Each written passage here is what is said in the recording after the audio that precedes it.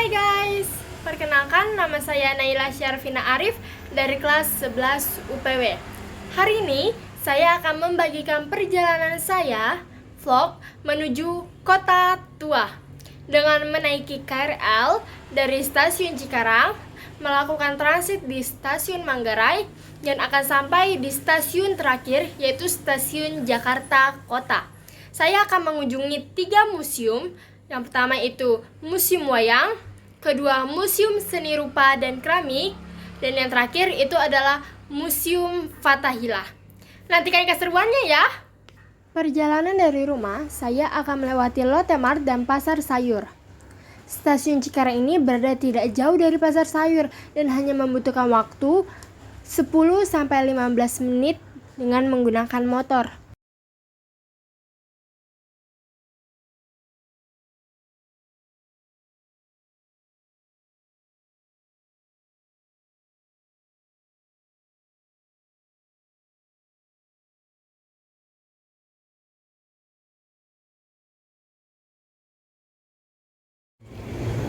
Sekarang saya sudah sampai di stasiun Cikarang teman-teman dan akan melakukan perjalanan transit di Manggarai untuk sampai ke stasiun Jakarta Kota. Saya sudah ada di dalam kereta dan akan transit di stasiun Manggarai.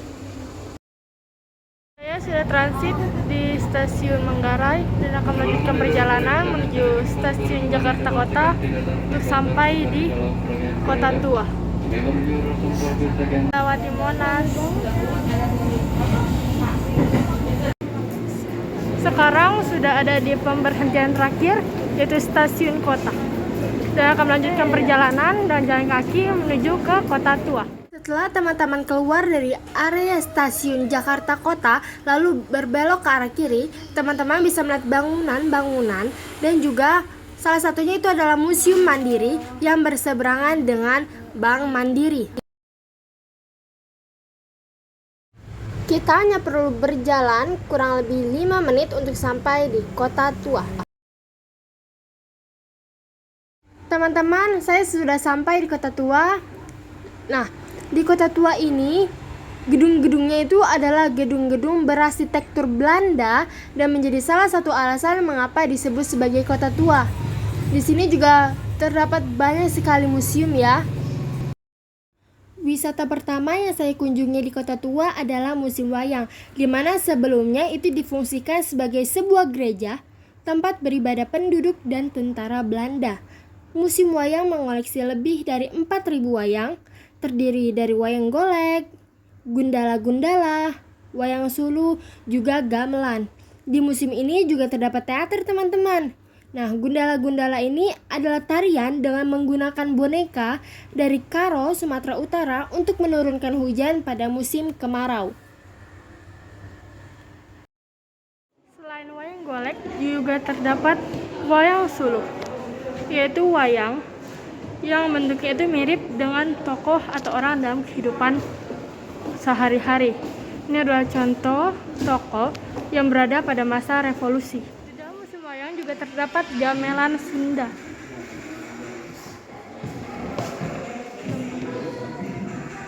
Wisata kedua saya adalah Museum Seni Rupa dan Keramik yang dibangun pada tahun 1870 dan diresmikan sebagai museum oleh Presiden Soeharto. Di dalamnya terdapat lukisan gantung yang bertema sosial, dilukis oleh Heng Ngantung. Juga terdapat lukisan pengantin Mandaling yang dibuat pada masa Orde Baru. Ini adalah contoh dari lukisan pengantin Mandaling. Selain lukisan gantung, juga lukisan pengantin Mandaling, terdapat berbagai macam seni rupa keramik seperti guci, cangkir, sendok, mangkok. Wisata terakhir saya adalah Museum Fathahillah yang diresmikan pada tahun 1974 oleh Ali Sudikin dan berfungsi sebagai gedung balai kota Batavia pada zaman dahulu. Di museum ini banyak sekali terdapat koleksi teman-teman. Ada koleksi alat ukur batu, lalu ada batu timbangan, lalu ada replika uang logam yang digunakan pada zaman Batavia. Lalu juga ada prasasti Tugu dari Tarumanegara seperti Tugu Sunda Kelapa, Tugu Ciaruten.